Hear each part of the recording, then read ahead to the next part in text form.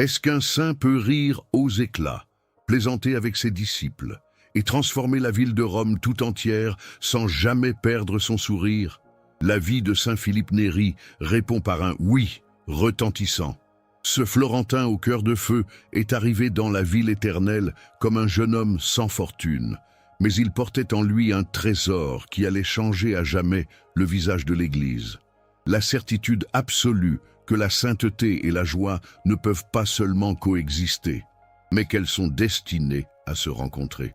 À une époque de réforme et de controverses, quand beaucoup prêchaient avec une sévérité glaciale, Philippe a choisi un autre chemin, celui de conquérir les âmes par l'amour, par la musique et par un rire contagieux qui jaillissait de son union profonde avec le Christ.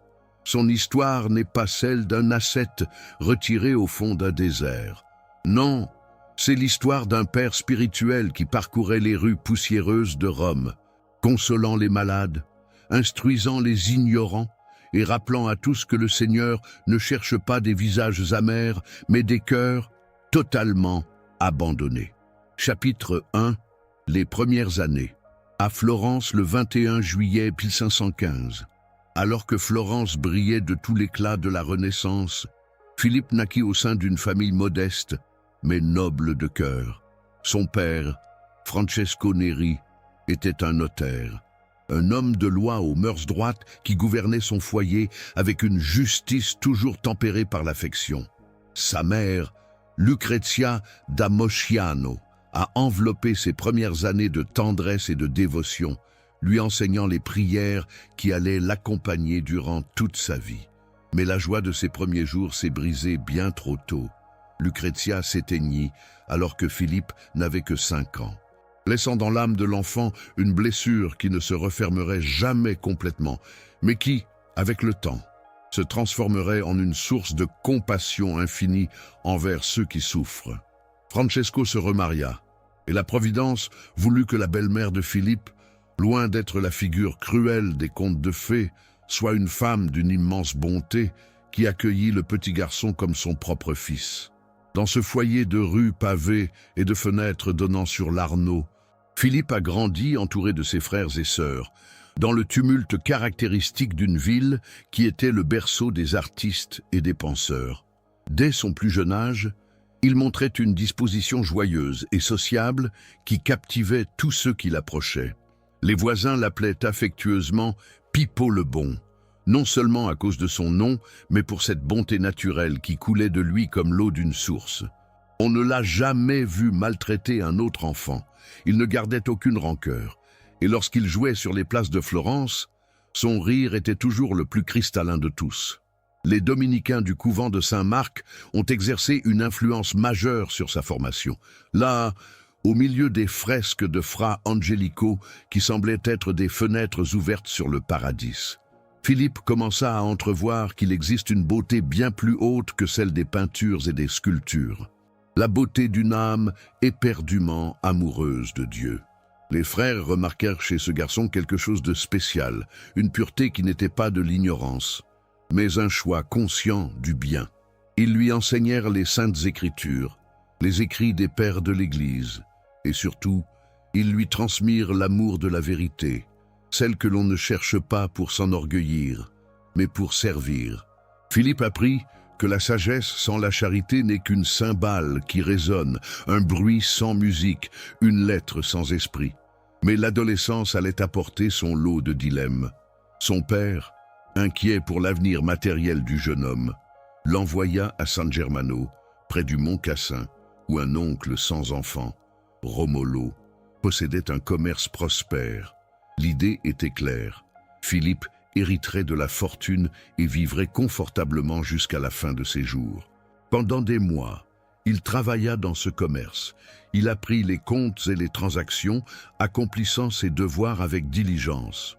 L'oncle Romolo était enchanté par son neveu et confirma son intention d'en faire son héritier universel.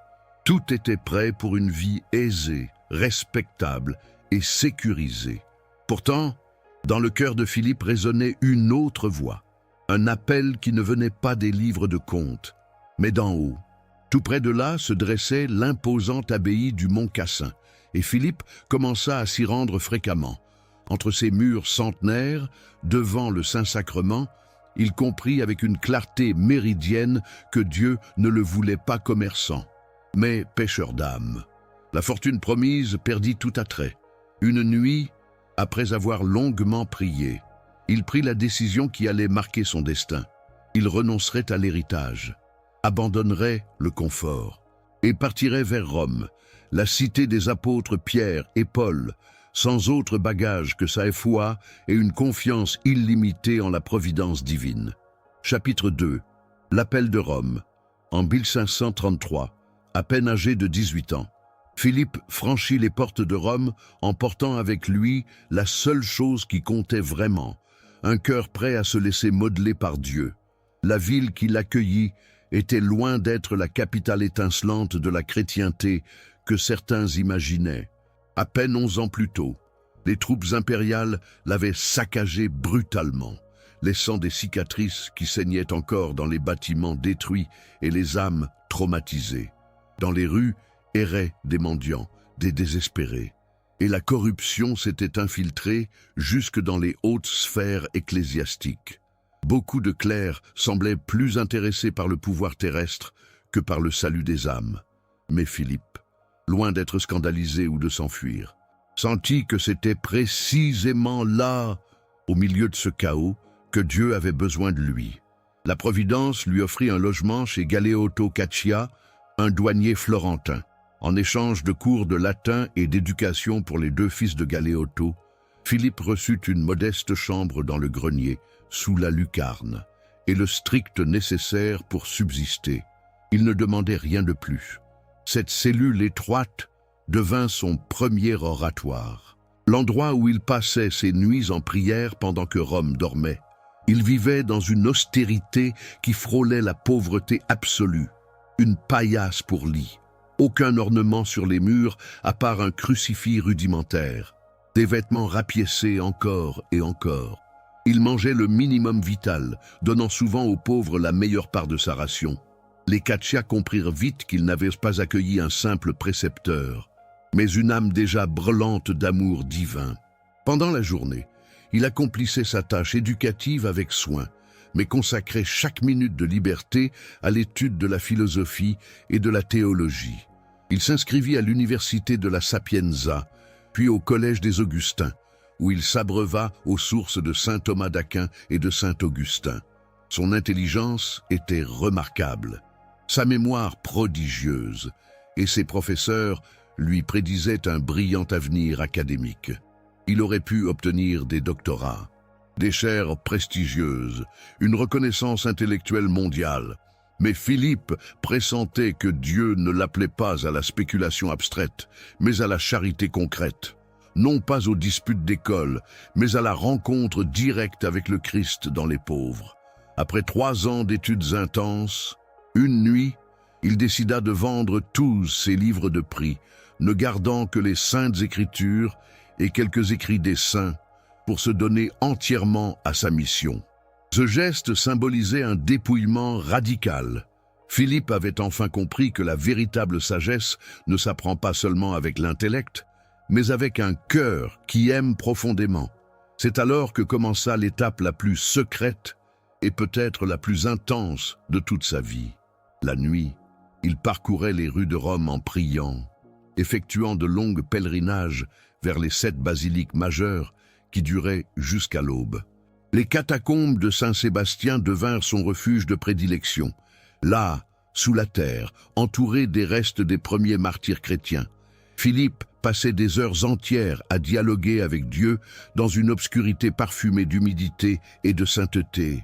Ces galeries souterraines, témoins muets de l'héroïsme de ceux qui ont préféré mourir plutôt que de renier le Christ, lui apprirent que la foi véritable exige une totalité, qu'il n'y a pas d'amour authentique sans sacrifice, et que suivre le Maître signifie porter chaque jour sa propre croix.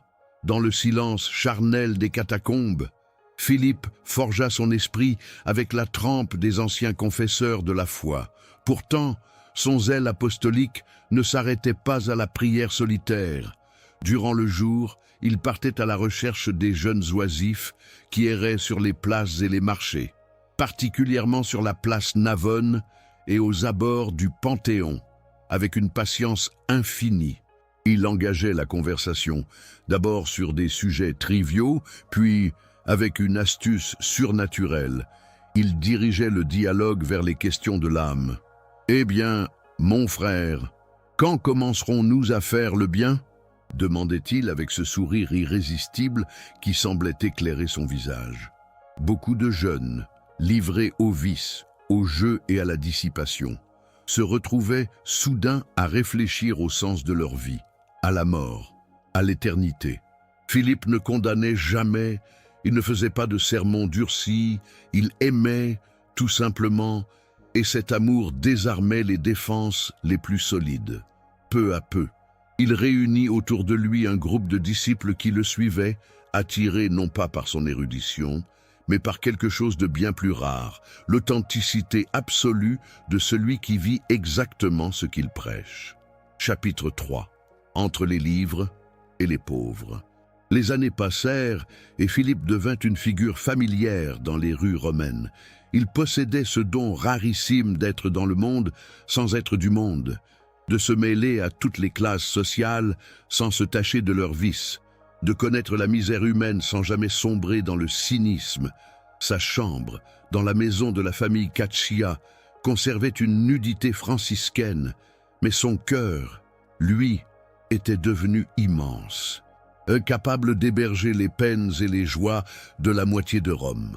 Les commerçants du marché le saluaient avec une affection sincère. Les enfants couraient à sa rencontre. Les veuves lui confiaient leurs tourments. Il y avait en Philippe quelque chose qui éveillait une confiance immédiate. Peut-être son regard limpide, peut-être cette joie qui n'était pas de la frivolité, mais le fruit mûr d'une paix intérieure profonde. Cependant, la charité de Philippe avait besoin de structures plus solides. Vers 1548, alors qu'il avait 33 ans, il rejoignit la confrérie de la Très Sainte Trinité des pèlerins et des convalescents, fondée par saint Félix de Cantalis. Cette association se dédiait à l'accueil des pèlerins qui arrivaient à Rome malades, affamés et sans aucune ressource. Philippe se donna à cette œuvre avec l'ardeur de celui qui a enfin trouvé sa vocation spécifique. Il ne lui suffisait pas de donner l'aumône, il voulait servir personnellement, toucher de ses propres mains les plaies du Christ présentes chez les pauvres. Il lavait les pieds ulcérés des pèlerins, soignait leurs blessures purulentes, les nourrissait à la bouche lorsqu'ils étaient trop faibles pour le faire seuls, et veillait à leur chevet quand la fièvre les consumait. Les témoignages de ces années-là révèlent des scènes qui semblent sorties tout droit de l'Évangile. Un jour, un pèlerin allemand arriva, couvert de plaies si répugnantes que personne n'osait s'approcher. L'odeur était insupportable. Les mouches bourdonnaient autour des plaies ouvertes, et même les infirmiers les plus aguerris reculaient avec nausée.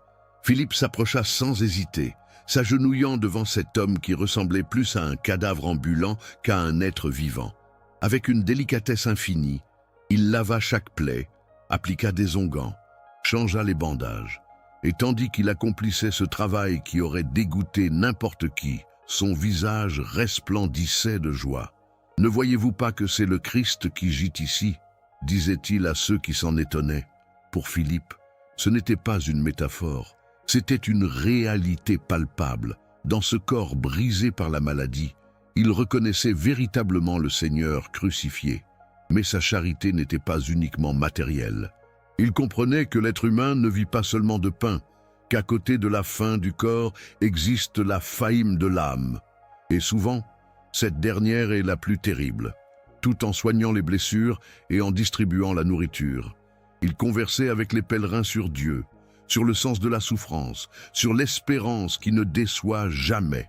Beaucoup de ces hommes arrivaient à Rome non seulement malades de corps, mais déchirés dans leur esprit, portant des culpabilités anciennes, des amertumes profondes, des doutes qui rongeaient leur foi. Philippe possédait le don surnaturel de discerner les cœurs, avec une parole opportune, un geste de compréhension, un sourire au moment juste. Il rendait la paix à des âmes plongées depuis des années dans l'obscurité.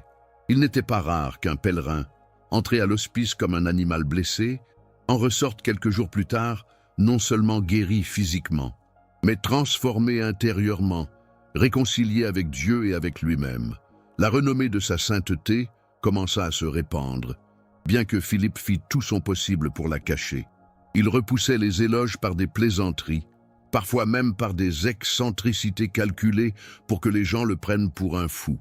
Si quelqu'un le louait publiquement, il répondait par une pitrerie qui déconcertait tout le monde. Cette humilité, aussi profonde qu'ingénieuse, serait une constante tout au long de sa vie. Il préférait paraître néant aux yeux des hommes plutôt que d'être tenu pour un saint. Mais les yeux attentifs voyaient bien au-delà des apparences. Les prêtres de Rome commencèrent à se demander qui était ce laïc extraordinaire qui semblait vivre plus au ciel que sur la terre. Et plusieurs confesseurs sages conseillèrent à Philippe d'envisager sérieusement le sacerdoce. Lui, qui n'avait jamais recherché les honneurs ecclésiastiques, qui se contentait d'être un simple laïc au service des derniers, commença à pressentir que Dieu l'appelait à franchir une étape de plus dans son don de soi. Chapitre 4. La nuit de la Pentecôte. L'année 1544 resta gravée au fer rouge dans la mémoire de Philippe et dans l'histoire de l'Église. La veille de la Pentecôte, alors que les chrétiens commémorent la venue de l'Esprit Saint sur les apôtres réunis au Cénacle, Philippe descendit, comme c'était sa coutume, aux catacombes de Saint-Sébastien. C'était une nuit douce de mai, et tandis que Rome dormait sous un manteau d'étoiles, il cherchait dans l'obscurité souterraine la rencontre avec le Dieu vivant. Il s'agenouilla devant un autel improvisé, au milieu des tombes silencieuses des martyrs, et commença à prier avec une ferveur qui ne cessait de croître. Il demandait, il suppliait, que le même Esprit Saint qui avait transformé les apôtres poltrons en témoins intrépides descende aussi sur lui dans l'obscurité de ces catacombes de Saint-Sébastien. Ce qui se produisit alors défie toute description purement humaine. Tandis qu'il priait les bras étendus en forme de croix, Philippe sentit soudain comme une boule de feu pénétrer violemment dans sa poitrine. Ce n'était pas une sensation métaphorique, ni une simple image poétique. Ce fut un choc physique d'une telle intensité que son corps tout entier en fut ébranlé. Une chaleur brûlante se propagea de son cœur vers tous ses membres. Mais ce n'était pas le feu qui détruit, c'était le feu qui purifie et qui vivifie. Il s'effondra au sol, incapable de tenir debout, et resta là pendant de longues heures, plongé dans une extase qui lui fit perdre toute notion du temps et de l'espace. Son âme était inondée par un torrent d'amour si immense, si démesuré, qu'il semblait que son cœur mortel allait éclater sous la pression de cette grâce. Des larmes de joie inondèrent son visage, et de ses lèvres ne s'échappaient que des paroles entrecoupées. « Assez, Seigneur, assez, je n'en peux plus !»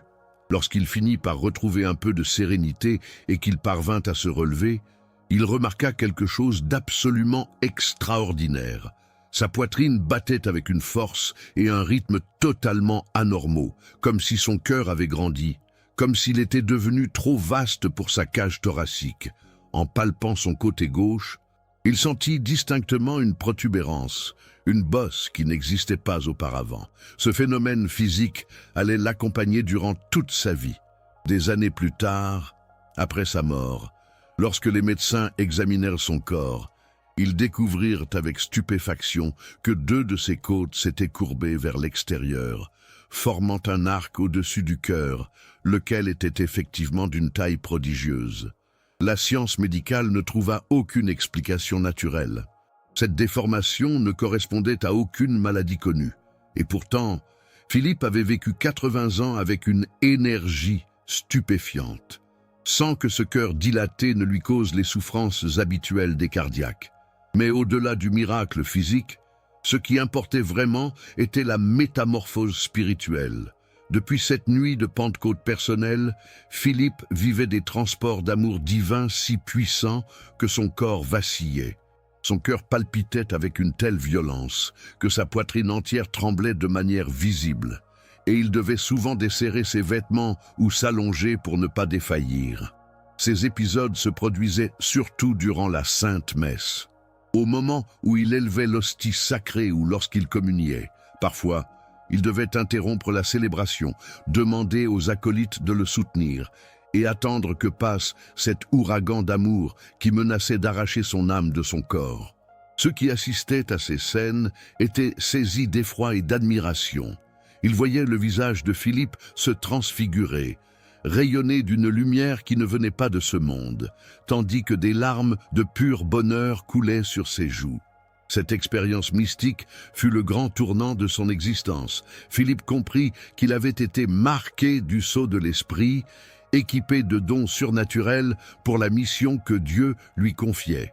Dès lors, sa parole acquit une efficacité foudroyante. Il suffisait qu'il parle de l'amour de Dieu pour que les cœurs les plus endurcis se brisent. Les pécheurs les plus obstinés, en l'écoutant, sentaient les chaînes de leurs vices se rompre. Les tièdes s'enflammaient, les bons devenaient meilleurs, et tout cela sans grand discours compliqué. Philippe parlait simplement de ce qu'il vivait, et cette authenticité brûlante était irrésistible. Le feu qui était entré dans son cœur cette nuit-là n'était pas pour lui seul. Il était destiné à embraser Rome tout entière, et plus tard, le monde catholique. Chapitre 5. Le prêtre du peuple. Pendant des années, Philippe avait résisté à ceux qui le poussaient à devenir prêtre. Ce n'était pas par manque de vocation, mais par une humilité profonde. Il se considérait indigne d'un ministère aussi sublime. Comment lui, qui se voyait comme le dernier des pécheurs, pourrait-il avoir le pouvoir de transformer le pain en corps du Christ, de pardonner les péchés au nom de Dieu?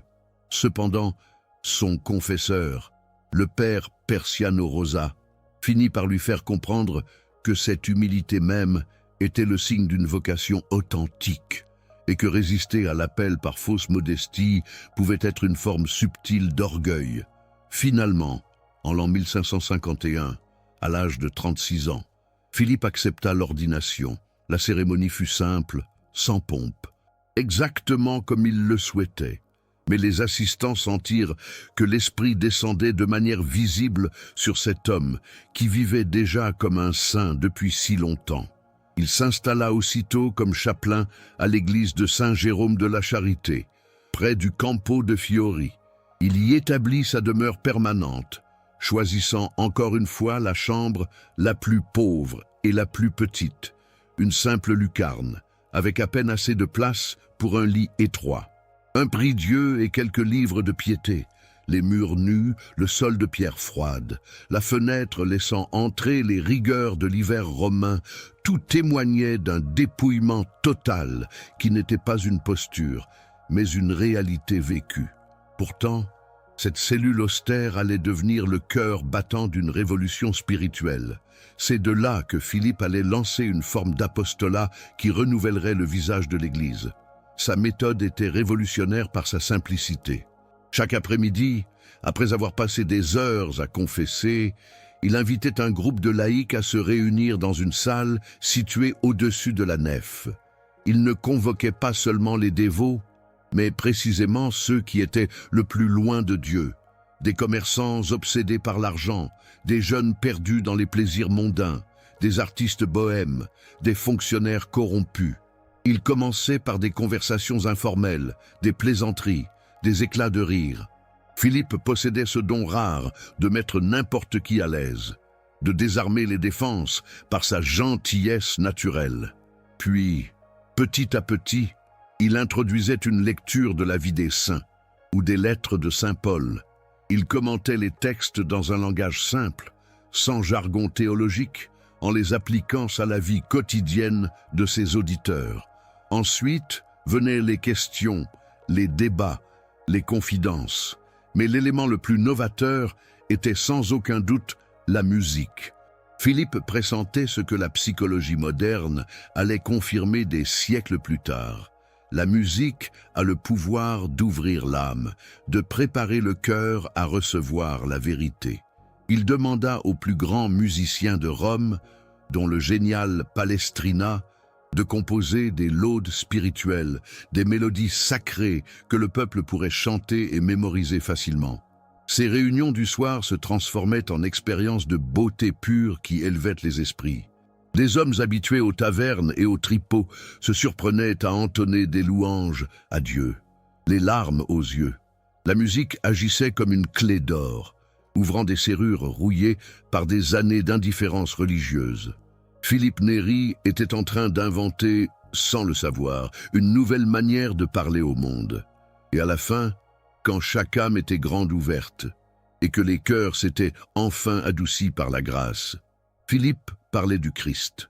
Il n'en parlait pas comme d'un personnage lointain, figé dans les pages froides de l'histoire, mais comme d'un ami présent, un sauveur débordant de miséricorde qui attend, les bras grands ouverts, chaque fils prodigue qui décide de rentrer à la maison.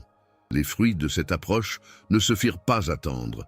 Ces réunions informelles, que Philippe appelait affectueusement l'oratoire, en raison du lieu où elles se tenaient, commencèrent à attirer des multitudes. La petite salle devint vite trop étroite. On chercha un espace plus vaste, et bientôt il fallut envisager la construction d'un édifice dédié. Mais voyez-vous, le plus important n'était pas le nombre de participants, c'était la transformation radicale des vies. Des pécheurs publics se convertissaient et s'engageaient sur le chemin de la sainteté. Des mariages brisés se réconciliaient dans les larmes. Des jeunes qui semblaient perdus sans aucun remède trouvaient enfin un sens à leur existence et se donnaient corps et âme au service des autres. Rome, cette ville qui avait vu passer tant de réformateurs sévères et de prédicateurs apocalyptiques sans sourciller, se laissait conquérir par ce prêtre souriant qui prêchait l'Évangile avec l'autorité suprême de celui qui le vit véritablement. Chapitre 6. L'oratoire, une famille spirituelle. Le succès fulgurant de l'oratoire posa bientôt une question inévitable. Philippe devait-il fonder un ordre religieux formel? Beaucoup le lui conseillaient, voyant dans cette œuvre florissante la semence d'une nouvelle famille pour l'Église. Mais Philippe, qui connaissait parfaitement les dangers d'une institutionnalisation prématurée et le poids des règles trop rigides, procéda avec une prudence tout évangélique. Il ne voulait pas créer une structure qui risquerait d'étouffer l'esprit, mais simplement donner une forme stable à ce que Dieu lui-même avait commencé. Ainsi, de manière organique et sans aucune hâte, naquit la congrégation de l'oratoire, une communauté de prêtres séculiers vivant ensemble sans vœux solennels, unis non par des chaînes juridiques, mais par les liens sacrés de la charité fraternelle. L'originalité absolue de cette fondation résidait dans sa flexibilité. Les oratoriens n'étaient pas des moines enfermés dans des cloîtres, ni des frères mendiants parcourant les routes. C'étaient des prêtres diocésains restant au service de l'évêque local, mais vivant en communauté pour soutenir leur vie spirituelle et leur travail apostolique. Ils ne faisaient pas vœu de pauvreté, mais vivaient pauvrement. Ils ne juraient pas obéissance à un supérieur doté d'une autorité absolue, mais se soumettaient les uns aux autres par amour. Ils ne promettaient pas la chasteté au-delà du célibat sacerdotal, mais cultivaient une pureté de cœur qui dépassait de loin la simple abstinence physique. C'était une forme de vie religieuse parfaitement adaptée au temps nouveau, une époque où l'Église allait avoir besoin de prêtres enracinés dans le monde sans être mondains, contemplatifs au milieu de l'action, des saints dans les rues et pas seulement dans le secret des cellules. Philippe choisit avec un soin immense ses premiers compagnons. Il ne cherchait pas des génies ou des érudits orgueilleux, mais des hommes au cœur droit et à l'esprit docile. Parmi eux se distinguait César Baronio, un historien de génie qui écrirait les monumentaux annales ecclésiastiques et deviendrait cardinal sans jamais perdre cette simplicité qu'il avait apprise au pied de son père spirituel. Il y avait aussi Francesco Maria Taruggi, noble de naissance qui renonça à tous les honneurs du monde pour servir Dieu dans l'ombre de l'oratoire. Et tant d'autres, Giovanni Matteo, Antonio Gallonio, Germano Fedeli, des hommes aux tempéraments divers, mais soudés par le même amour pour le Christ et pour les âmes. Philippe les formait, non par des discours magistraux, mais par l'exemple quotidien, par des corrections fraternelles pleines de tact, et par cet humour sain qui rendait digeste jusqu'à la pénitence la plus dure. La vie à l'oratoire suivait un rythme bien particulier. Les matinées étaient consacrées à la prière personnelle, à la célébration de la messe, à l'étude approfondie des Écritures et des pères de l'Église. Philippe insistait lourdement sur l'importance de la formation continue.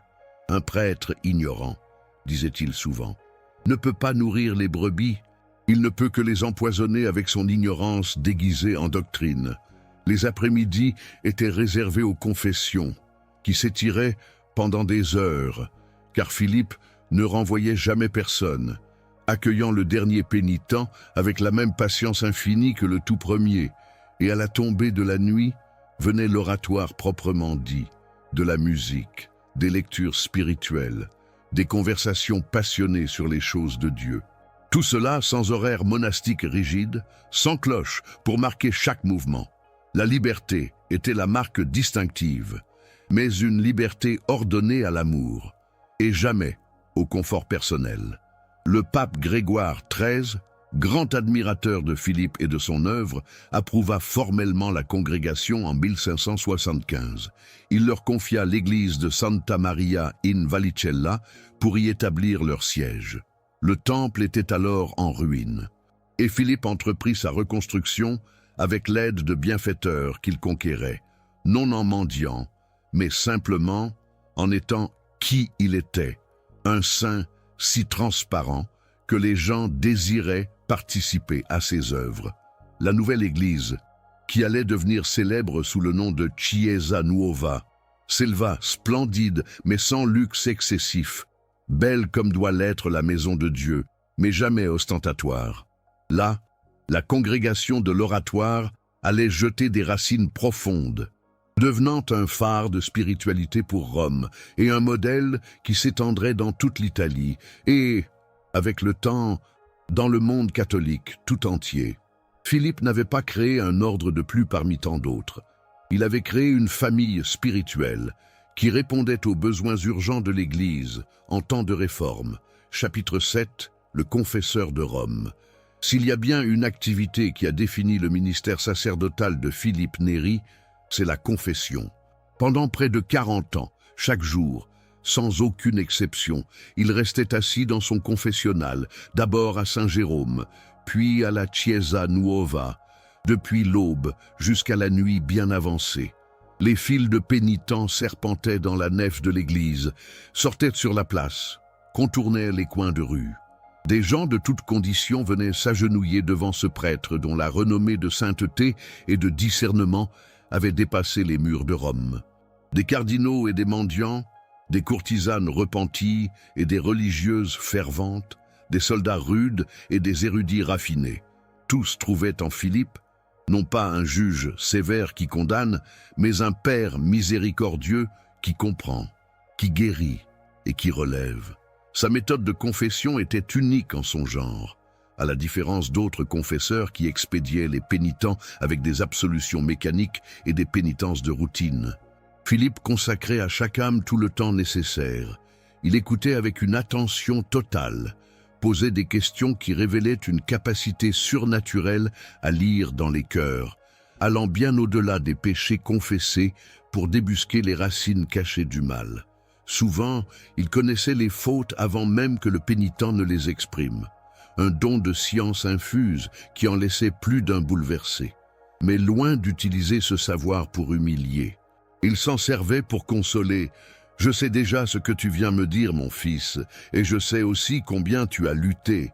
Dieu voit ton effort et il t'aime infiniment. » De telles paroles brisaient les cœurs les plus endurcis. Pourtant, Philippe n'était pas complaisant avec le péché, car il savait que la vraie miséricorde exige la vérité.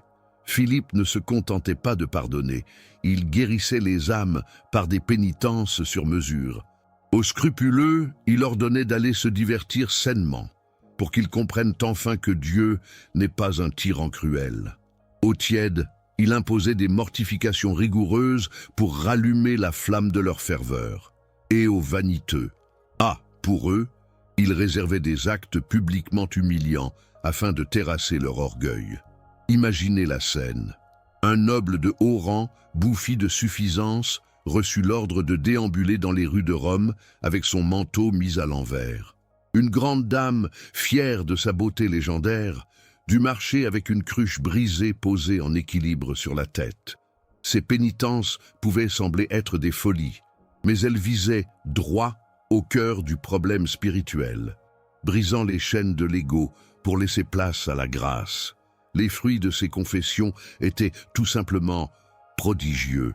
Des pécheurs publics, embourbés depuis des décennies dans le vice, sortaient du confessionnal de Philippe radicalement transformés, entamant des vies nouvelles de pénitence et de sainteté.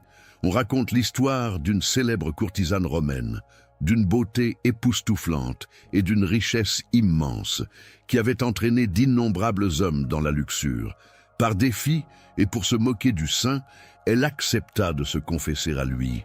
Mais au moment de s'agenouiller, lorsqu'elle croisa le regard limpide de Philippe, quelque chose se brisa en elle.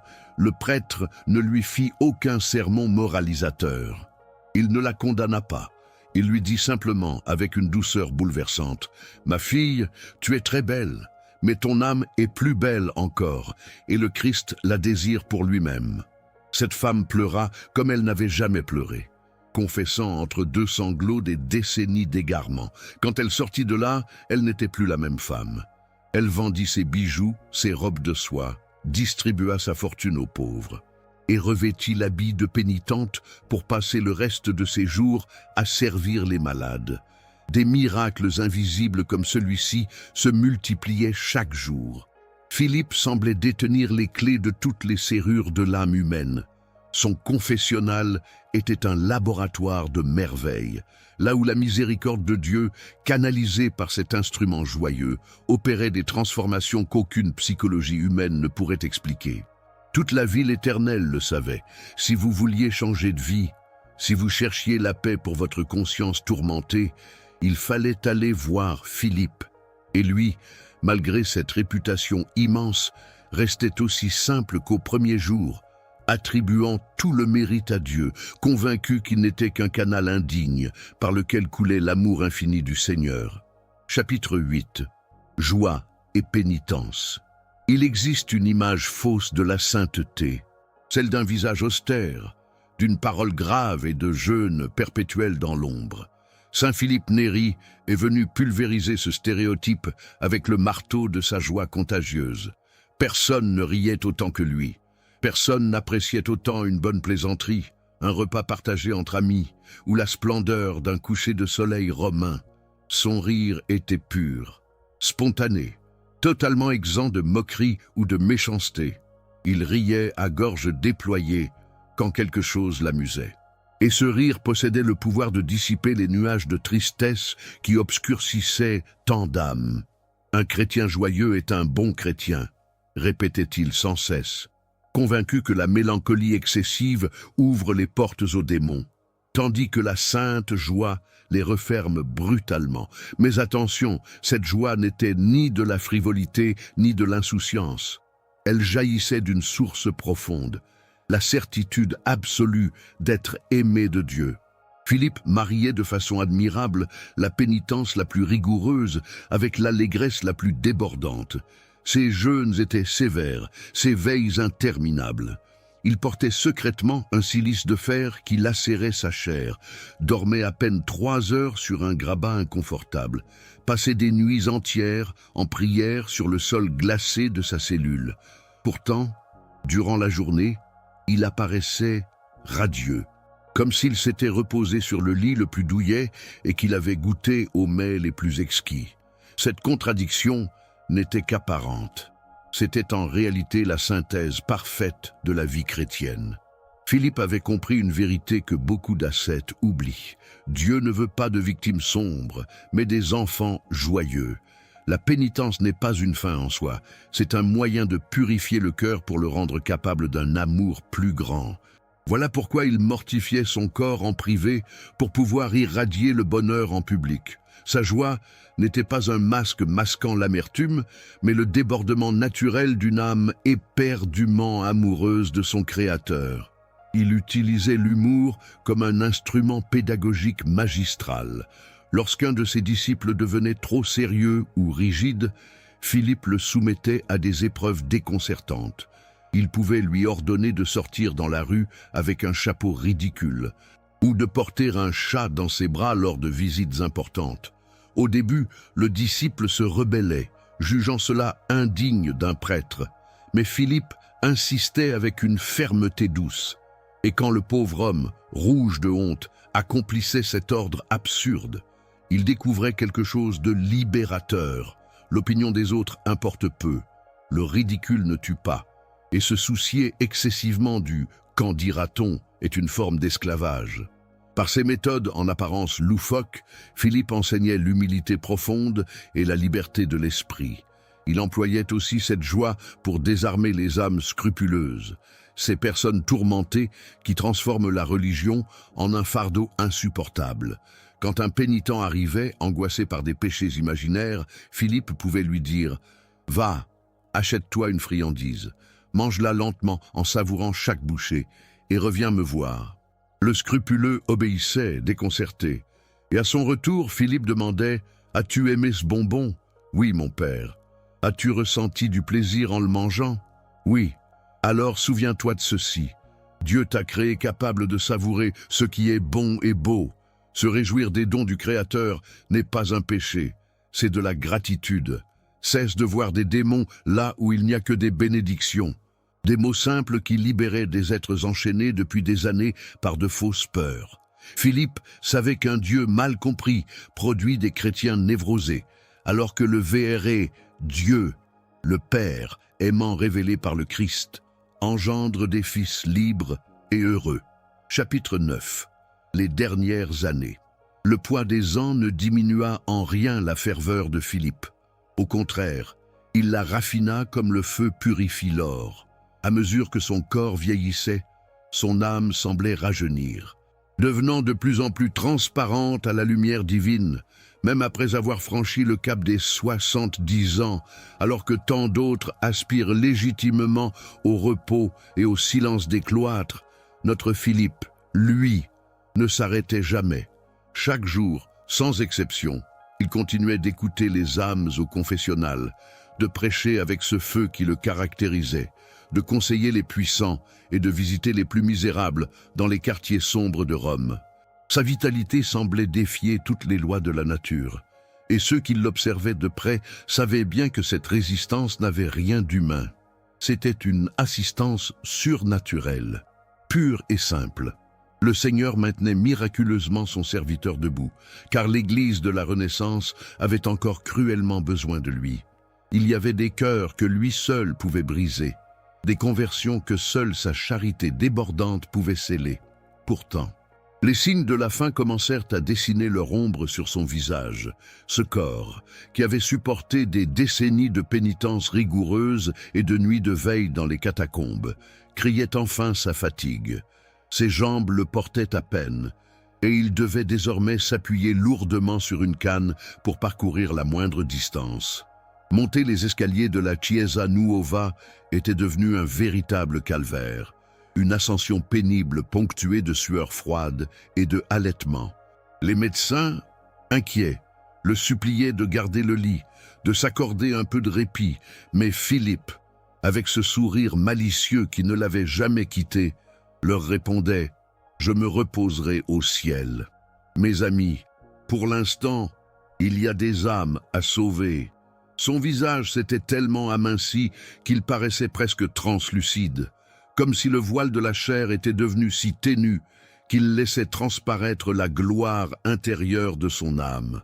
C'était une beauté spirituelle si saisissante que les gens pleuraient souvent rien qu'en le regardant passer.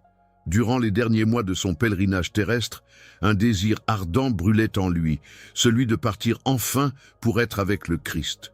Pendant des années, il avait supplié le Seigneur de le rappeler à la maison, mais la réponse divine restait immuable. Pas encore, Philippe, pas encore. Mais cette fois, il le sentait. L'heure approchait. Il commença à faire ses adieux à ses fils spirituels, offrant à chacun des paroles de sagesse, des bénédictions paternelles.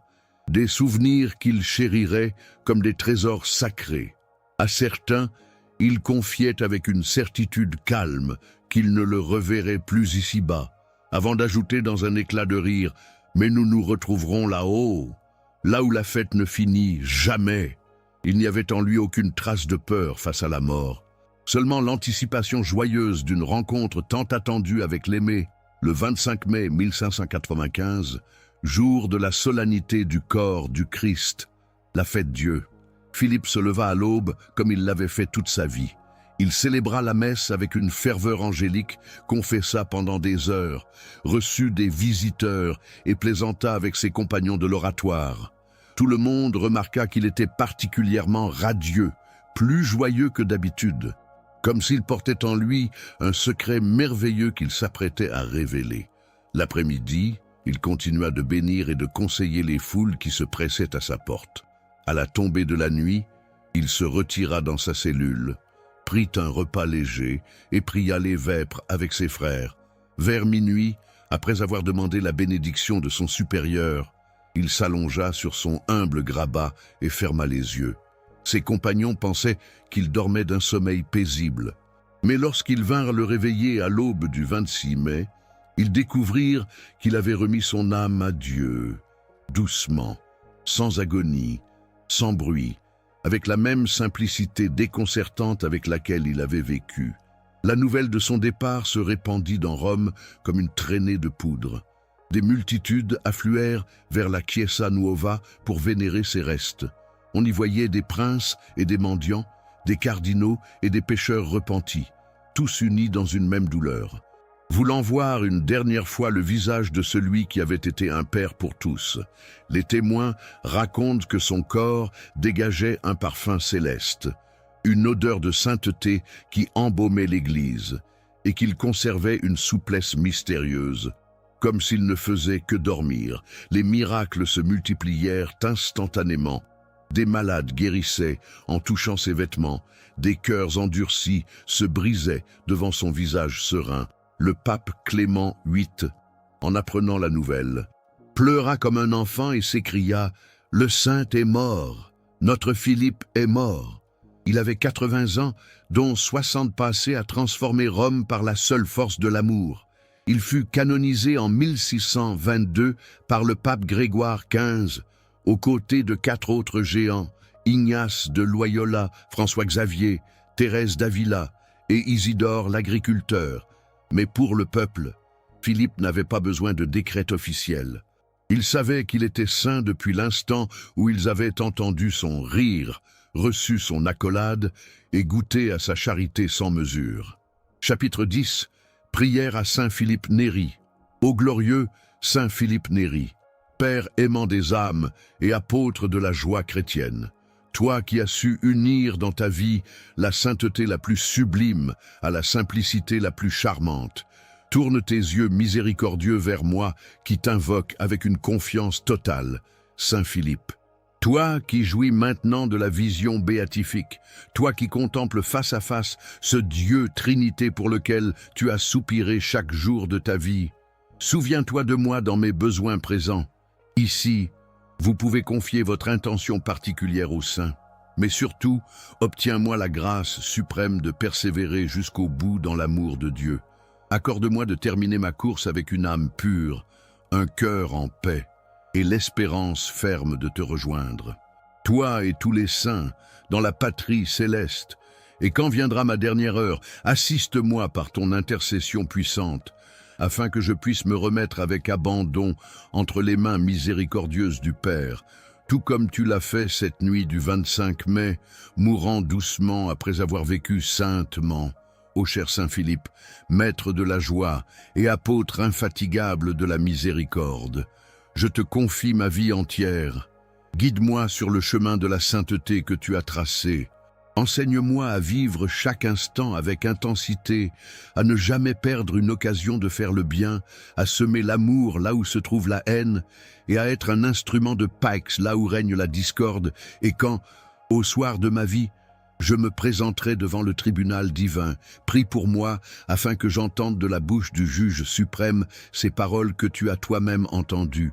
C'est bien, bon et fidèle serviteur, entre dans la joie de ton Seigneur. Amen.